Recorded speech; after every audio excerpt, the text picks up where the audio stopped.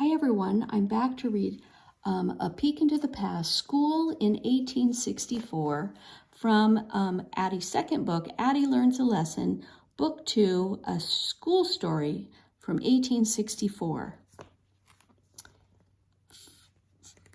From America's earliest day to the time when Addy was growing up, it was very difficult for African Americans, especially enslaved African Americans, to get an education.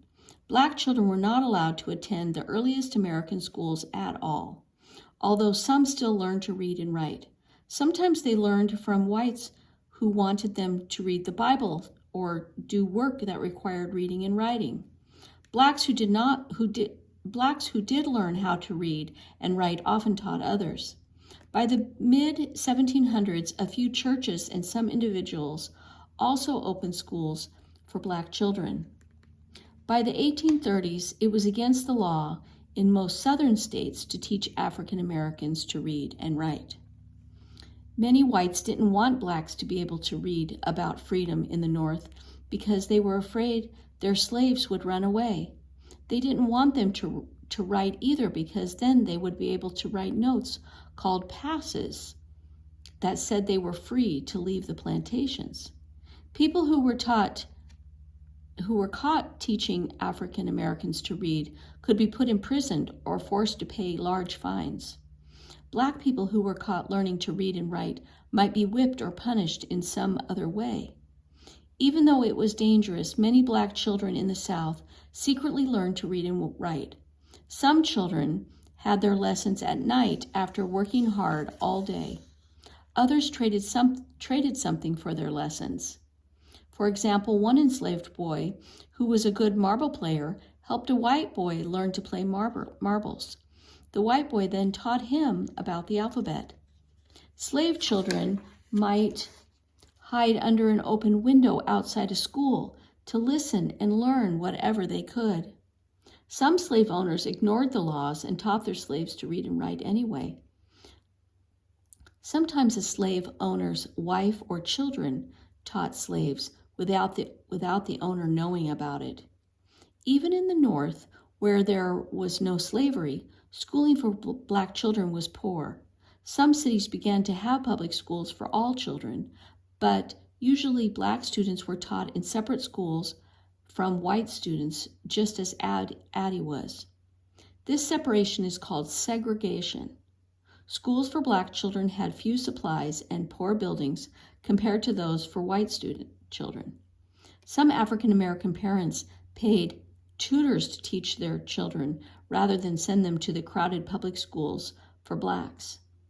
In Philadelphia and many other northern cities, some African Americans had their own small schools in homes or churches that were often better than the segregated public schools. During Addy's time, the school year in Philadelphia began in the fall and ended in May or June. Schools taught reading and writing, spelling, grammar, geography, arithmetic, and sometimes American history. Students sometimes used an abacus to learn arithmetic. Some schools also taught music and drawing, as well as sewing and knitting for girls. Many schools began to place students in different grades, too. In all schools of the time, teachers emphasized patriotism, duty to God and parents, thrift, order, cleanliness, and obedience. During the war years, northern schools often started or ended the day with a patriotic song. America or Rally Round the Flag were very popular. Black parents in the North wanted Black teachers to teach in their public schools, but there were few African American teachers until after the Civil War.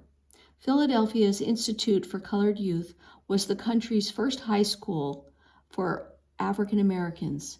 People like Miss Dunn were educated there. During the Civil War, many slaves ran away to freedom or were set free by Union troops. These newly freed slaves were called freedmen. Churches and other groups in the North began to send teachers both Black and white, to teach the freedmen. Schools were set up everywhere space could be found, in schools, sheds, or stables, until regular schools could be built. At first, there were not enough supplies or desks.